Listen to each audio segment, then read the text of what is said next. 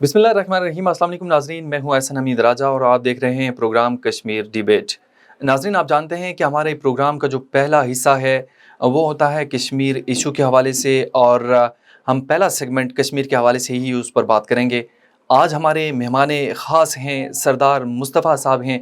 ये सदर हैं PPUC हमक मॉडल टाउन इस्लामाबाद से, और यकीन जानें कि इस्लामाबाद के हवाले से बड़ा अहम रोल दे रहे हैं। पीपल्स पार्टी की जो क़यादत है बड़ा एतमाद इन पर कर रही है, और यूसी हमक से ये जो वहाँ लोग हैं, मैं ख़ुद वहाँ विज़िट कर चुका हूँ, बड़ा इन पर एक एतमाद करते हैं, और ये अपनी पार्टी के लिए इंतहाई मुनफरिद किस्म का एक रोल दे रहे हैं। सरदार साहब, आपकी प्रोग्राम में आमद का बहुत बहुत शुक्रिया।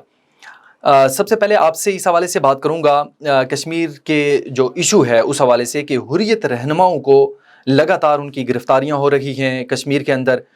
मकबूजा कश्मीर के अंदर सूरत हाल ऐसी है कि हर लम्हा आप कह सकते हैं कि हर हफ्ते की बुनियाद पर वहाँ लोगों को टारगेट भी किया जा रहा है, शहीद किया जा रहा है, और उनकी अमलाक को नुकसान पहुँचाया जा रहा है। दूसरी जानिब आज़ादी से एक इंसानी हुकूक जो हैं वहाँ पे ना उन्हें नमाज़ पढ़ने दी जा रही है जुमे की, ना उन्हें आज़ादी इजहार राय है।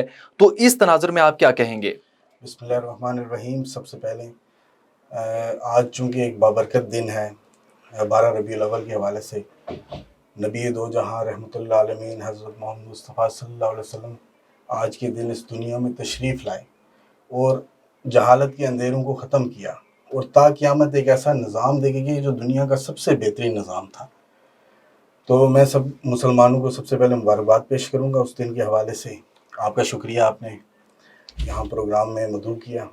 कश्मीर के हवाले से चूँकि मेरा भी ताल्लुक़ आज़ाद कश्मीर से है, तो हमें सबसे पहले ये समझना है कि कश्मीर का इशू क्या है और कश्मीर का पाकिस्तान के साथ लिंक क्या है। जो चूँकि हमारा एक खित्ता जो ऐसा है कि पाकिस्तान और कश्मीर और हिंदुस्तान हम सारे एक साथ जोग्राफ़ी तौर के ऊपर बहुत अरसे से एक साथ रहे। तो जब 1947 में इंडिपेंडेंट हुआ तो कश्मीर के लोगों ने ला इलाहा इल्लल्लाह की एक जो नज़रिया था उसके ऊपर उन्होंने पाकिस्तान का साथ दिया, जो हिंदू को कभी भी कबूल नहीं था। चूँकि कश्मीर के अंदर से पानी का जो सबसे बड़ा ज़ख़ीरा था वो कश्मीर से आता था और बहुत सारे वसाइल थे, तो हिंदू समझता था कि अगर ये पाकिस्तान के साथ मिल जाते हैं तो हमें बहुत बड़ा लॉस है। इस वजह से उसने गलौनी साजिशें करके कश्मीर को उसके ऊपर वो काबिज़ हुए, इसके काफ़ी बड़े हिस्से के ऊपर, और 20% हमारे पास है तो बाकी 80% उनके पास है। तो हमारा जो एज ए कश्मीरी, चाहे वो उस तरफ है या इस तरफ है, हम सब एक हैं। हमारे जो पाकिस्तान के साथ इल्हाक है और पाकिस्तान के साथ जो ताल्लुक़ है वो इस बुनियाद पे नहीं है कि पाकिस्तान हमें कुछ देगा, पाकिस्तान हमें कोई इंफ्रास्ट्रक्चर बना के देगा, कोई और यूनिवर्सिटीज़ या कोई ऐसी चीज़ें कोई डेवलपमेंट के हवाले से या कोई ऐसा बजट देगा। हमारा कश्मीर का और पाकिस्तान का रिश्ता सिर्फ ला इलाहा इल्लल्लाह पे मुनहसर है। इस एक रिश्ते को निभाने के लिए 70 से 80 साल हो गए कश्मीरी अपनी जानों के नजराने दे रहे हैं। आप ये अंदाज़ा करें कि हम यहाँ पे 14 अगस्त बनाते हैं तो एक वो कश्मीरी हमारे भाई वहाँ पे बंदूकों के साए में 14 अगस्त मनाते हैं, और जब वो शहीद होते हैं तो पाकिस्तान का परचम अपने सीने पे लपेट के कब्र के अंदर जाते हैं। एग्जैक्टली। ये इससे बड़ी मोहब्बत का और क्या सबूत होगा। आप एक एग्जांपल देख लें कि अगर कोई बंदा पाकिस्तान के अंदर इंडिया का परचम लहराए या फिर यहाँ पे हिंदुस्तान के परचम के अंदर वो कहे कि मुझे लपेटो, तो मुमकिन है ये, लेकिन वहाँ पे उन्हें वो हर खौफ से बालातर हो के ये पाकिस्तान के साथ वालिहाना मोहब्बत का इज़हार करते हैं। वो सिर्फ़ और सिर्फ ला इलाहा इल्लल्लाह का नज़रिया है। सरदार मुस्तफ़ा साहब, इस हवाले से भी आपसे जानूंगा कि डेफिनेटली आपकी पार्टी भी इस हवाले से बड़ा अहम रोल दे रही है, हुकूमत भी की, और भुट्टो साहब के दौर में, उस दौर से लेकर यूनाइटेड नेशन के अंदर भी ये इशू उठाया गया। आप क्या समझते हैं कि इंसानी हुकूक की जो संगीन खिलाफ वर्जियाँ मकबूजा कश्मीर के अंदर हो रही हैं, आप क्या समझते हैं कि कैसी कोई एक पॉलिसी, अभी आपके ही पार्टी के जो चेयरमैन हैं बिलावल भुट्टो ज़रदारी, वो वज़ीर ख़ारजा भी हैं, तो क्या समझते हैं कौन सी पॉलिसीज़ हैं जो ज़रूरी हैं, जो अभी हमें इम्प्लीमेंटेशन की तरफ लेके जानी चाहिए, जिससे कश्मीर इशू और ख़ास करके इंसानी हुकूक वहाँ पे उनको रोका जा सके?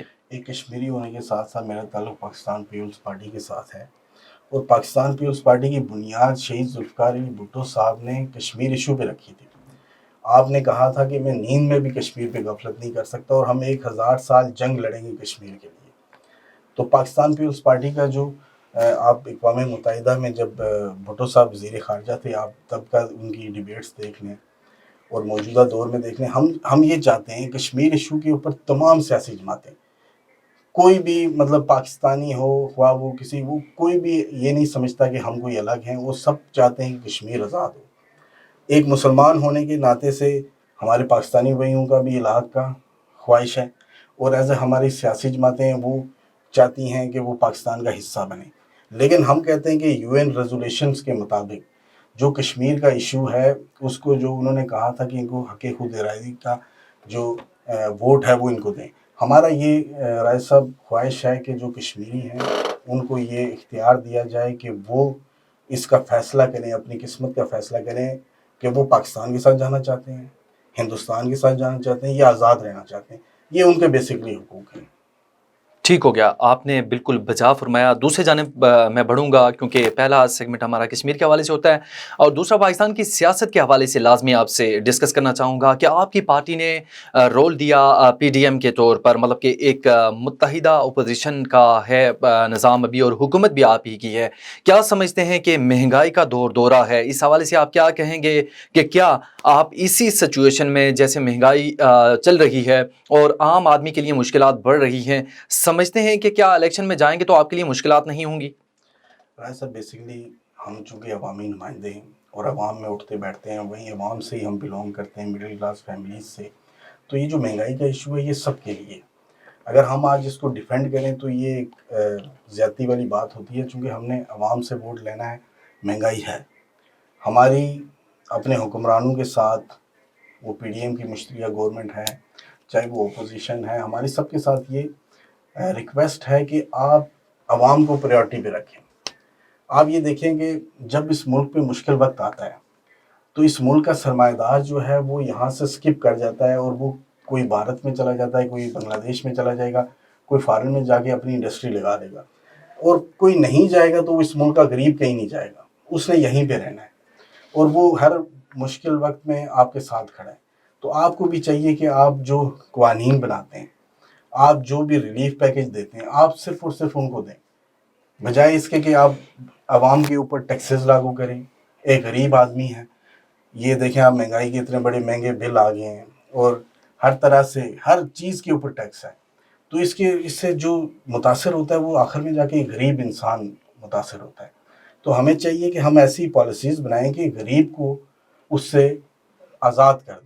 نہیں تو آپ کیا سمجھتے ہیں کہ ابھی سیلاب کی صورتحال ہے سندھ کے اندر بھی، اور وہاں پہ بھی آپ مشکلات دیکھ رہے ہیں کہ ایک عام آدمی کے لیے کتنی مشکلات دن بدن بڑھ رہی ہیں، اور مشکل سچویشن ہے، تو آپ کی جو پارٹی پالیسی ہے اس حوالے سے آپ کیا کہنا چاہیں گے؟ اور دوسرا میں آپ سے یہ بھی جاننا چاہوں گا کہ آپ کی جو پارٹی تھی ایک پاکستان لیول کی بڑی پارٹی تھی، ابھی سچویشن ایسی ہے کہ صرف آپ سندھ تک محدود رہ گئے ہیں، اس کی کیا وجوہات ہیں؟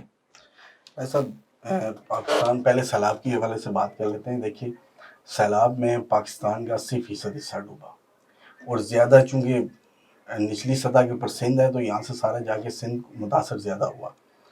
پاکستان پیپلز پارٹی کی حکومت نے بہترین وہاں پہ اقدامات کر رہی ہے، لیکن میں سمجھتا ہوں کہ وہ کم ہے، چونکہ وہاں پہ لوگ اس وقت بھی پانی کے اندر اور کھلی چھت کے نیچے وہ پڑے ہوئے ہیں۔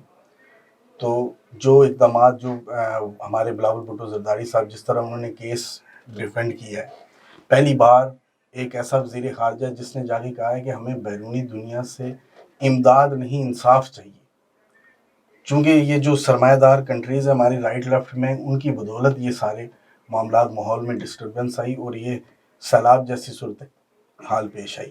تو اس سے بچنے کے لیے سب سے بہترین اقدام انہوں نے کہا ہمیں انصاف دیا جائے، ہمارے ساتھ انصاف کیا جائے، یہ سب سے بہترین بات ہے، بجائے اس کے کہ آپ جا کے لوگوں سے منت کریں کہ آپ ہمیں کچھ بھیک دے دیں۔ ہم کب تک بھیک پہ جئیں گے؟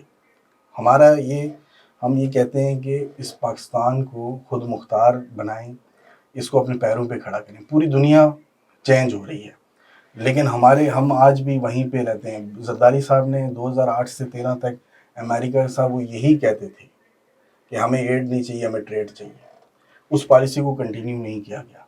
اگر وہ کرتے تو آج بیرونی دنیا کے ساتھ ہمارے روابط مضبوط ہوتے، اور بیسکلی یہ سارا ایک چینل چل کے آپ کو نچلی سطح کے اوپر یہ سارے معاملات آتے۔ آپ ایک کسان فصل اگاتا ہے، اس کی چاول ہے، گندم ہے، آٹا ہے، کوئی فروٹس ہیں، وہ یہاں سے اٹھیں گے اور باہر جب دنیا میں جائیں گے تو اس کا ڈیفینیٹلی اس کو بھی سہولت ملے گی۔ یہ ہم چاہتے ہیں کہ اس کا ایسا سرکل بنایا جائے، اس ملک کے اندر ایسے چیزیں بنائی جائے، جیسے سی پیک کا ایک بڑا اچھا منصوبہ تھا جس سے آپ کا بلوچستان، کے پی کے، اس نے فیسلیٹ ہونا تھا، وہ وہاں سے روٹس بننے تھے اور پوری دنیا اس سے کنیکٹ ہونی تھی۔ وہ آپ دیکھ لیں کہ ان وجوہات کی وجہ سے وہ کھٹائی میں وہ معاملہ پڑا ہوا ہے۔ ایران گیس پائپ لائن اگر وہ کنٹینیو ہوتی تو آج ہماری انڈسٹری تمام گیس کے اوپر ہوتی۔ ایک تو پاکستان میں آج دیکھیں ابھی سردیاں آئی نہیں اور گیس کی شارٹیج ہوگی۔ ہم سمجھتے ہیں کہ یہ جو انٹرنیشنل پروجیکٹس جو ہمارے بھرے ہیں ان کو سیاست کی نظر نہیں ہونا چاہیے، یہ ملکی مفاد کے پروجیکٹ ہیں، اس کو چلنا چاہیے تاکہ اس سے تمام تر طبقہ مستفید ہو سکے۔ دوسری جانب آپ سے میں نے کوشچن کیا ہے کہ پارٹی کے حوالے سے کہ آپ کی پارٹی ایک سندھ کی پارٹی ہو کر رہ گئی ہے، اس کی کیا وجوہات ہیں، آپ کیا سمجھتے ہیں؟ دیکھیے، پاکستان پیپلز پارٹی واحد جماعت ہے جو ایک نظریے کے اوپر اس کا وجود آیا۔ اس سے پہلے مسلم لیگ 1906 میں بنی تو اس کا ایک نعرہ تھا کہ مسلم ہے تو مسلم لیگ میں آ، کوئی نظریہ نہیں تھا۔ پاکستان پیپلز پارٹی کا وجود ایک نظریے پہ آیا اور فقط 2-2.5 سال کے اندر، چونکہ اس نے ایک غریب نچلے طبقے کی بات کی۔ آپ دیکھیں 60 اور 70 کی سیاست دیکھیں، جب بھٹو صاحب نے ڈرائنگ روم سے اٹھا کے عوام میں پوری سیاست لے کے آئے اور غریب انسانوں کو، کسانوں کو اٹھا کے، موچیوں کو، چھوٹے لیول کے کھوکے والوں کو اٹھا کے انہوں نے اسمبلیوں میں پہنچا دیا۔ یہی اصل بات تھی۔ وہ دیکھیے، وہ جو 4.5 سال میں بھٹو صاحب کے دور میں کام ہوئے، آج پاکستان وہی انہی کاموں پہ سروائیو کر رہے ہیں۔ اور پھر دیکھیے کہ ایک بدترین ماشاءاللہ 11 سال کا، جس کا صرف ایک ہی موٹو تھا پیپلز پارٹی کو ختم کرنا۔ انہوں نے MQM بنائی، دہشت گرد تنظیمیں بنائی، کیا کیا بنا کے اس ملک کو کھوکھلا کیا۔ پھر اس کے بعد محترمہ آئی، ایک عورت۔ آپ یہ دیکھیں کہ 80 کی دہائی میں آج ایک عورت جب 10 مردوں میں بات کرتی ہے تو اس کا ہماری کیا ذہنیت ہوتی ہے اس کے لیے۔ اس عورت نے 80 کی دہائی میں پولیٹکس سٹارٹ کی، آئی عوام کی محبت میں، عوام کی اس کے اوپر اس نے جیلیں کاٹی، کیا کیا تشدد اس کے اوپر نہیں کیے گئے۔ آپ کی گورنمنٹ ایک دفعہ آئی تو 1.5 سال میں آپ کو فارغ کر دیا گیا۔ اس کے باوجود اس نے دنیا کی سب سے بہترین ٹیکنالوجی، میزائل کی یہاں اس ملک میں لائی۔ خواتین کے حقوق کے لیے اس نے بے تحاشا کام کیا۔ ہر طرف سے پاکستان پیپلز پارٹی تو ایک نظریہ جو تھا اس کو دبانے کے لیے ایک ایسی قوت نے کام کیا، آپ کے سامنے ہی ہے۔ اور آخر میں جب محترموں کو شہید کیا گیا، وہ پاکستان کا اور پاکستان پیپلز پارٹی کا بلیک ڈے تھا۔ اس کے بعد آپ دیکھ لیں، ایک شخص کو لایا گیا، اس کو لانچ کیا گیا، محترمہ کی شہادت کا سب سے بڑا فائدہ اسی کو دیا گیا۔ آج پیپلز پارٹی مخدوش ضرور ہوئی ہے، لیکن آپ آج بھی پاکستان کے کسی کونے میں چل جائیں، آپ کو پاکستان پیپلز پارٹی کا کارکن ملے گا۔ جی، پاکستان پیپلز پارٹی ختم نہیں ہو سکتی۔ ایگزیکٹلی، ٹھیک ہے۔ آپ کا نظریہ یہ کبھی ختم نہیں ہو سکتا، یہ کسی ٹائم بھی ابھر کے سامنے آ جائے گا اور وہی پاکستان کی فتح ہوگی۔ ناظرین، آپ کو بتائیں کہ سردار مصطفیٰ صاحب جو کہ صدر ہیں PPUC حمق ماڈل ٹاؤن کے، ان سے اس حوالے سے بھی جانیں گے کہ آپ اسلام آباد میں بہت ایکٹیو ہیں اور اسلام آباد کے مسائل کے حوالے سے بھی آپ سے جاننا چاہوں گا، اور آپ کی UC کے حوالے سے جو حمق ہے، کیا مسائل ہیں، کیا سمجھتے ہیں کہ اس سے پہلے جو PTI کی حکومت رہی تو کیا انہوں نے ان مسائل پر قابو پایا ہے یا نہیں؟ اگر نہیں پایا تو آپ کے پاس کیا لائے عمل ہے کہ آپ کیسے ان مسائل کو حل کر سکتے ہیں؟ دیکھیے، پاکستان دنیا کی 7ویں ایٹمک سٹیٹ ہے اور اسلامی ممالک کی پہلی، اور ہم اس کے فیڈرل کیپٹل میں بیٹھے ہوئے ہیں۔ آپ بھی یہیں پہ رہتے ہیں، میں بھی رہتا ہوں۔ یہ گولرا سے لے کے رواد تک اس کا ٹوٹل ڈایا میٹر ہے۔ اس اسلام آباد میں مجھے آپ صرف یہ بتا دیں کہ کوئی ایک ایسی بات بتا دیں کہ جس سے آپ یہ فخر کر سکیں کہ ہم فیڈرل کیپٹل میں بیٹھے ہیں۔ ہماری آج تک بنیادی ضرورتیں ہی پوری نہیں ہوئی۔ ہم باقی صوبوں کو تو بعد میں روئیں گے، ہم فیڈرل میں بیٹھے ہوئے، ہمیں آج بھی یہاں پہ ہماری کتنے دیہات ہیں جن میں سوئی گیس کی سہولت نہیں ہے، پینے کا صاف پانی 60% اسلام آباد کے پاس نہیں ہے۔ ہمارے بے تحاشا ایسے مسائل ہیں کہ جن کو آپ دیکھیں کہ ہمارے پاس 2 ہسپتال ہیں، طب کے معاملے پہ یاد ہے، 2 ہمارے پاس ٹوٹل ہاسپٹلس ہیں، ایک کمپلیکس اور ایک پولی کلینک۔ اگر رات میں کسی شخص کو ایکسیڈنٹ ہوتا ہے یا گولی لگتی ہے تو وہ اس کو 28 کلومیٹر دور ٹریول کر کے یہاں کمپلیکس لایا جاتا ہے۔ اور یہاں پہ فیسلٹیز، میں پچھلے دنوں کمپلیکس کیا تو وہاں کی MRI مشین خراب پڑی ہے، اور گزشتہ 2 سالوں سے وہ خراب ہے، اور وہی ٹیسٹ جو باہر آپ کو 32 ہزار روپے میں وہ ٹیسٹ ہو رہے ہیں. تو غریب کے ساتھ یہ بہت بڑا ظلم میں سمجھتا ہوں. ہمیں یہاں پہ رہتے ہوئے دیکھیے سرکاری سکولز کی کوئی حالت نہیں ہے.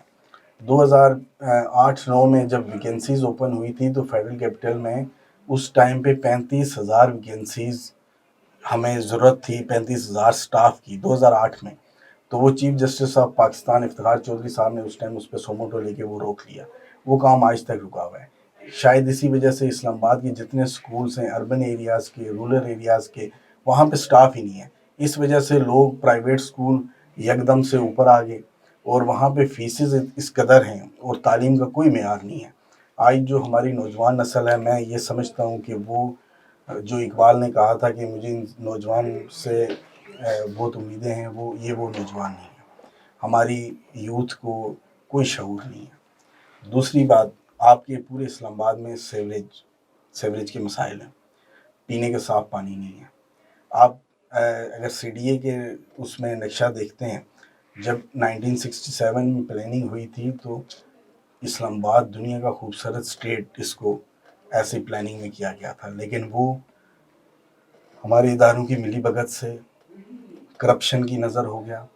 لینڈ جتنا بھی تھا ہمارا وہ سارا قبضے میں چلا گیا. سوسائٹیز بن گئی، ان سوسائٹیز کا CDA کو ڈائریکٹ فائدہ ہوتا ہے. وہ اس نے بغیر کسی یوٹیلیٹیز کو دیکھنے کے بجائے وہ اس نے لائسنس پہ لائسنس دیے.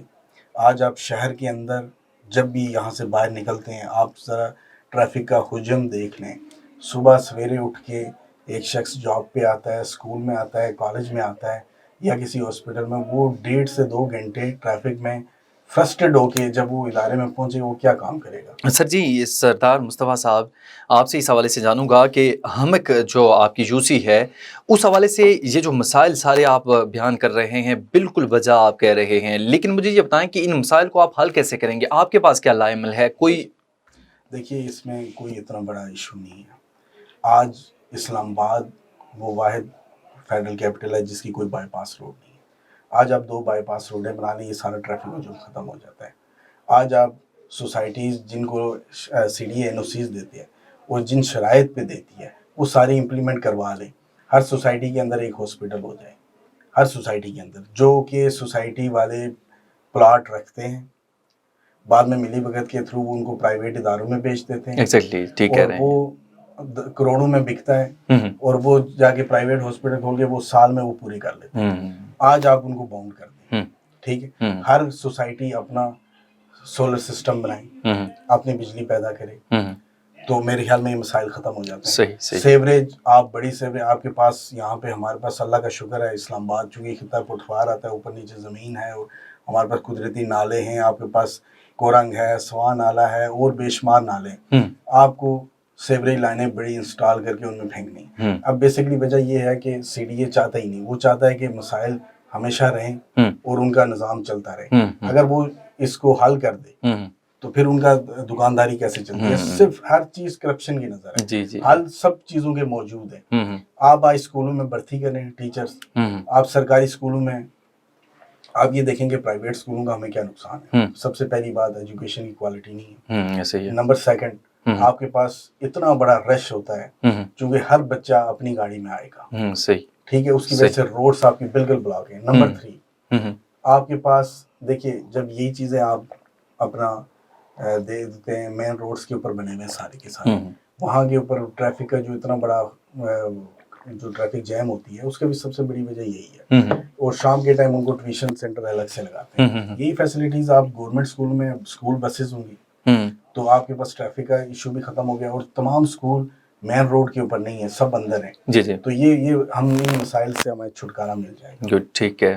تو آپ سے بلدیاتی الیکشن کے حوالے سے بھی بات کرنی ہے کہ آپ بڑے ایکٹیو اس حوالے سے بھی رہتے ہیں اور بلدیاتی الیکشن میں بھی حصہ لیتے ہیں. آپ کیا سمجھتے ہیں کہ بلدیاتی الیکشن جلد از جلد ہونے چاہیے تاکہ بیسک جو رائٹس ہیں عام عوام کے، عام آدمی کے، ان تک رسائی ممکن ہو سکے، اور یہ ایک بہترین عمل ہوتا ہے؟ اس حوالے سے کیا کہیں گے؟ دیکھیے بلدیاتی انتخابات میں چاہتا ہوں پورے پاکستان میں ہوں، اور صرف انتخابات نہ ہوں، ہماری لوکل باڈیز کو اختیارات دیے جائیں ایک آئین بنایا جائے, ان کو اختیارات دیے جائیں. یہ جو ایم این ایز کی اور منسٹرز کی جو یہ بدماشی ہے کہ آپ کو کھمبے لگانے کے لیے بھی, اور یہ بیسک کوئی بور کروانا ہے یا کوئی گلی پکی کروانی ہے, کوئی چھوٹا موٹا مسائل ہے, یہ ہمیں ایم این ایز کے پاس دوڑنا پڑتا ہے. اگر وہ سیشن میں ہے تو ایک ہفتہ میں ملیں گے ہی نہیں.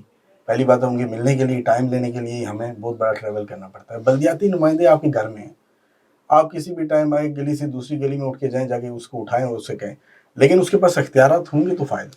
اگر وہ اسی طرح جو یہ پچھلے 5 سال رہے ہمارے بلدیاتی چیئرمینس کے یا کونسلر کے پاس کوئی اختیارات نہیں تھے, اگر وہ اس طرح نظام ہے تو ہمیں نہیں چاہیے. ہم چاہتے ہیں کہ ایک فعال ادارے بنے اور اس کے بعد الیکشن ہوں.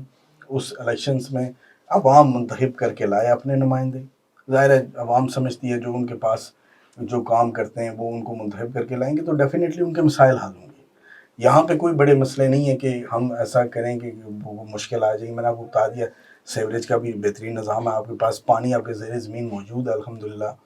کوئی ایسی چیز نہیں ہے کہ جو ناممکن ہو, سب چیز ممکن ہے. بس آپ کو ہل جل کرنی پڑے گی, تھوڑے سے آپ کو اداروں میں بھاگ دوڑ کرنی پڑتی ہے, تھوڑا سا آپ کو اپنا ٹیلنٹ شو کرنا پڑے گا, اور کوئی مسئلہ مسائل. ناظرین آپ کو بتائیں کہ سردار مصطفیٰ صاحب صدر ہیں پی پی یو سی ہمک ماڈل ٹاؤن اسلام آباد سے, ان سے ہم گفتگو کو جاری رکھیں گے اور آپ سے اس حوالے سے بھی جانوں گا آپ کیا سمجھتے ہیں کہ بلدیاتی الیکشن اگر ہو جائیں تو پیپلز پارٹی ایسا کوئی رول آپ کو دے سکتی ہے کہ آپ انڈیپینڈنٹلی کام کر سکیں, مطلب کہ کوئی آپ کی پارٹی میں ایسی رائے کوئی موجود ہے؟ دیکھیے پاکستان پیپلز پارٹی کارکنوں کی جماعت ہے. چونکہ ہماری پوری اسلام آباد میں 101 یو سیز ہیں. 101 یو سیز میں سے میں چاہتا ہوں کہ پیپلز پارٹی کا ہر جماعت اپنے اپنے کینڈیڈیٹ کھڑے کرے تاکہ عوام کے پاس ایک آپشن موجود ہو. اگر آپ نے 1-2 جماعتوں نے الیکشن لڑنا ہے تو پھر وہ نہ ہوں تو تبھی بہتر ہے.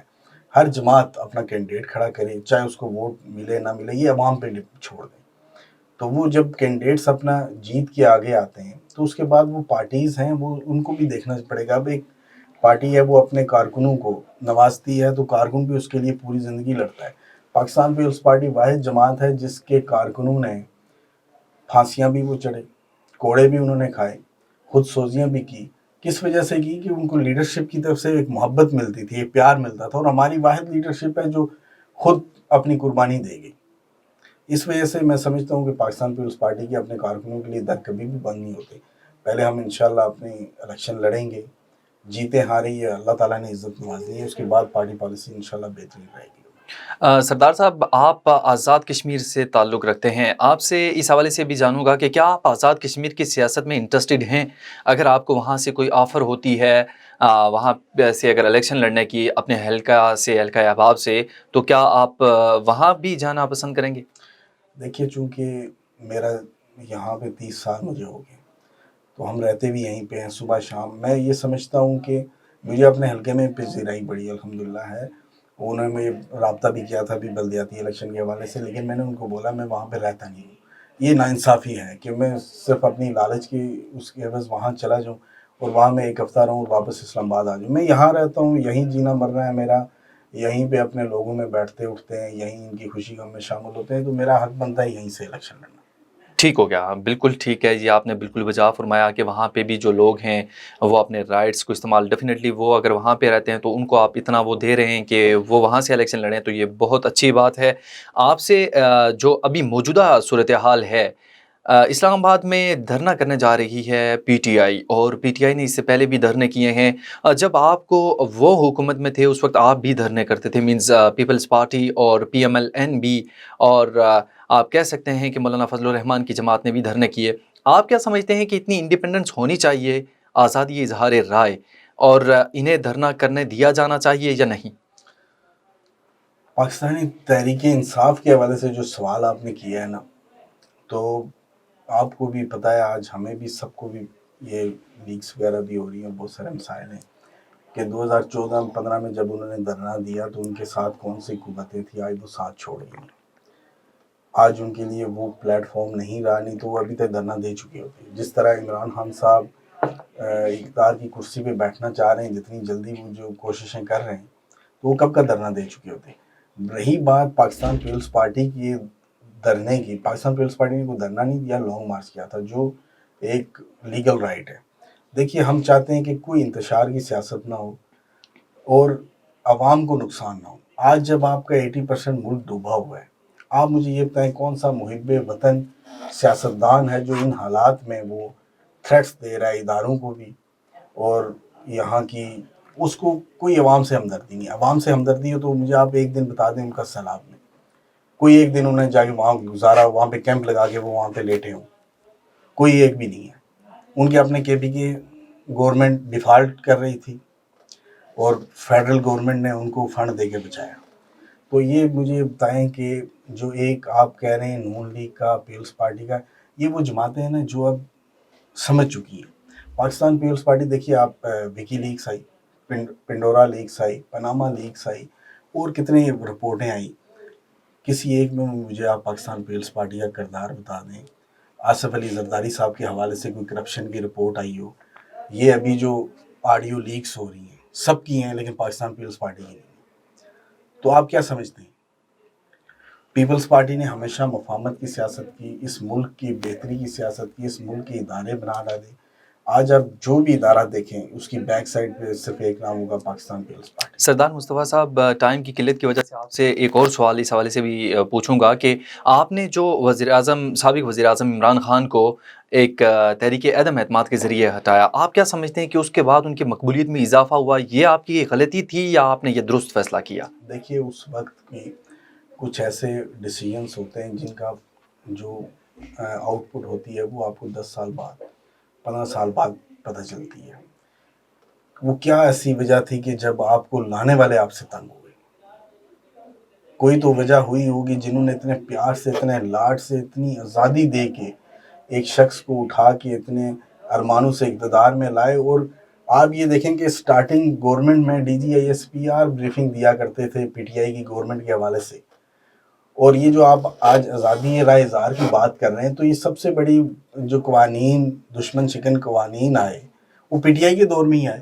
آپ کو میڈیا کو بلیک آؤٹ کیا گیا، کتنے مسائل آپ کے لیے کھڑے کیے گئے. اور آپ کو یاد ہوگا جنرل غفور صاحب کی وہ پریس کانفرنس جس میں انہوں نے کہا تھا کہ آپ 6 مہینے آپ ان کے لیے ان کا خیال کریں، نرم رویہ رکھیں ان کے لیے.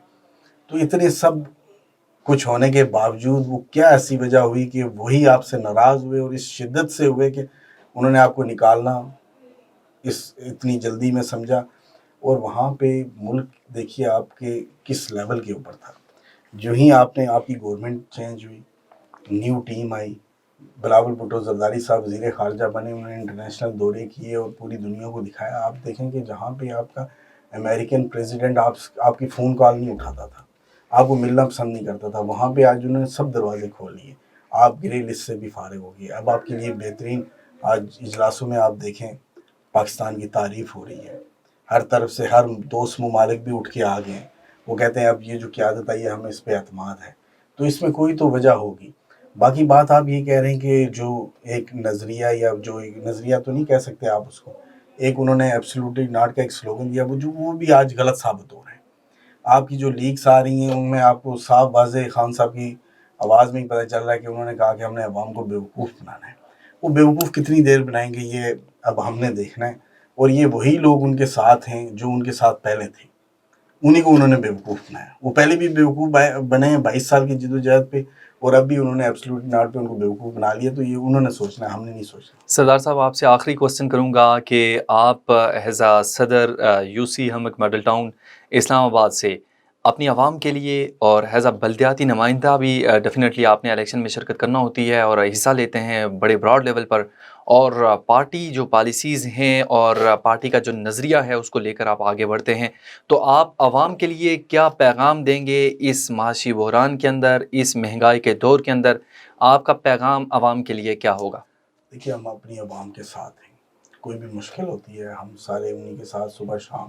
ہمارے ایریاز میں ماڈل ٹاؤن ہومک چونکہ وہ اینڈ کارنر ہے، سی ڈی اے اس کو اپنا ایریا سمجھتا نہیں. سی ڈی اے اسلام آباد کو فیصل مسجد سے فیض آباد تک سمجھتا ہے. جو ہمارا ایریا ہے وہ بالکل ایک سائڈ کارنر ہے، لیکن اس کے باوجود ہم بھاگ دوڑ کر کے اپنے مسائل کے حل کے لیے کوشش میں لگے ہوئے ہیں. ابھی حال ہی میں آپ کو بتاؤں کہ ہمارے جو انجمن تاجران ماڈل ٹاؤن ہومک ہیں، چونکہ ماڈل ٹاؤن کی جو اس میں 6 سے 7 ہزار گھر ہے، اور سی ڈی اے نے ٹوٹل 2 سے 3 مارکیٹس دی ہیں جن میں 8 شاپس ہیں. تو سی ڈی اے نے وہاں پہ اپنے لے آؤٹ پلان میں ماڈل ٹاؤن کے مرکز کے لیے ایک جگہ مختص کی تھی، جو بعد میں انہوں نے ڈی ایچ اے کے ساتھ مل کے ان کو سیل آؤٹ کر دی۔ اب ایشو وہاں پہ بنا ہوا ہے ہمارے پاس، چونکہ 7-8 ہزار گھر ہیں، اور وہاں پہ جو کہ ہماری یو سی سے 3 یو سیز بنی ہیں، ہماری ٹوٹل پاپولیشن جو ہے وہ 60 سے 70 ہزار ہے۔ گردنواں میں دیہات لگتے ہیں اور سامنے انڈسٹریل اسٹیٹ لگتی ہے، اس کے اندر بے تحاشا مزدور کام کرتے ہیں۔ پیپسی فیکٹری ہے آپ کی، کوکا کولا انٹرنیشنل فیکٹری ہے، میڈیسنز کی آپ کی 7-8 فیکٹریز ہیں۔ تو وہ سارے کا جو حجم لوڈ ہے وہ ماڈل ٹاؤن پہ ہے۔ تو وہاں پہ انہوں نے شاپس نکالی تھی جو مین روڈ کے اوپر ہیں، اور چیئرمین سی ڈی اے نے باقاعدہ پرمیشن دی تھی کہ جب تک ہم آپ کو مرکز نہیں بنا کے دیتے تو آپ اس کو آن کریں، آپ اس کو جاری رکھیں۔ اب وہ آئے دن سی ڈی اے کیا کرتا ہے کہ وہاں پہ آپریشن کرتا ہے، کر کے وہ انجمن تاجران کو پریشان کرتا ہے۔ ہماری گورنمنٹ سے یہ ریکویسٹ ہے، میں چونکہ عوامی نمائندہ ہوں، میرا کوئی کاروبار وہاں پہ نہیں ہے، لیکن ہم انہی لوگوں میں اٹھتے بیٹھتے ہیں، وہ ہمارا حصہ ہیں۔ ہم چاہتے ہیں کہ ان کو انصاف دیا جائے، یا تو ہمیں مرکز بنا کے دیں، یا کوئی اس کا کوئی اور حل نکالا جائے جس کی وجہ سے تاجران پریشان نہ ہوں۔ ایک طرف آپ دیکھیں مہنگائی ہے، بے روزگاری ہے، اور اس کے اوپر جا کے یہ آپریشن کر کے ان کو تنگ کرتے ہیں، تو اس کا کوئی لائحہ عمل ہونا چاہیے۔ سردار مصطفیٰ صاحب، آپ کی قیمتی ٹائم کا انتہائی میں مشکور ہوں، آپ کا بہت بہت شکریہ، آپ ہمارے پروگرام میں آئے۔ ناظرین، آپ نے پروگرام سنا، یقیناً آپ کو پروگرام پسند آیا ہوگا۔ سردار مصطفیٰ صاحب کی باتیں آپ نے سنی، پی پی کے یہ صدر ہیں یو سی ہمک سے، ماڈل ٹاؤن اسلام آباد سے، اور اہم ترین رول اپنا یہ دے رہے ہیں، ان کے لیے بھی نیک خواہشات ہیں۔ اگلے پروگرام تک کے لیے اجازت دیجیے، اللہ نگہبان۔